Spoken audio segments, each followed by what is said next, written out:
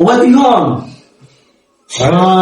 Rashad ভাই আরে under Rashed ন রাশাদ ভাই আমি ছিলেন আরে হন্ডে আর হন্ডে দেখছিনি আমাদের রাশেদ আন্ডার রাশেদ বুঝতে পারছেন? বুঝাতে পারছিনি। আমাদের ছোট ভাই খুব ভালো মানুষ, অল্প সময়ে ফেসবুকে সফলতা অর্জন করেছেন, এটা তার ক্রেডিট। আমার মনে হয় খুব কম লোক এটা অর্জন করতে পেরেছে ফেসবুক দুনিয়ায়। এখানে একটি কথা সবসময় আমাদের রাশেদ বলে, একে অপরকে সাপোর্ট করবেন, ফেসবুক দুনিয়ায় আপনি রাজ করবেন। আপনি কাউকে সাপোর্ট করবেন না, আপনার জন্য ফেসবুক দুনিয়ায় রাজ করা আসেনি। রাশেদ আমার সাথে একটা নাটকে অভিনয় করেছে, খুব ভালো করেছে সে। ভাই তুমি আমার কাছে টিয়া টুয়ানো এক সপ্তাহ এক সপ্তাহ শেষ হলো। তো এটা আমাদের একটা নাটকের সংলাপ ছিল, তাই না? তো রাশেদ আমার সাথে এবার নাটকে কাজ করবে, সে অঙ্গীকারবদ্ধ, এবং আমিও রাশেদের অভিনয় আমার কাছে খুব ভালো লেগেছে। এখন থেকে কন্টিনিউ রাশেদ আমার সাথে কাজ করবে নাটকে।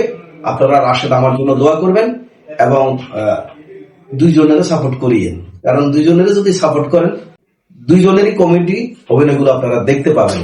রাশেদ কিছু বলো না ভাই? আল্লাহ অবশ্যই ফেনিয়ান আসলে মূলত ফেনিয়ান দাদা ভাই ভাইকে আপনারা সবাই ছিলেন। আসলে মূলত বাইকের পরিচিত বলার কোনো কিছু নাই, তবে এখন বর্তমানে সত্যগুলো উদ্ঘাটন করতেছেন এমন একজন আমাদের এখানে সাংবাদিক দরকার ছিল, কাজী মাসুদ রানা ভাই, সে কাজটা করতেছে।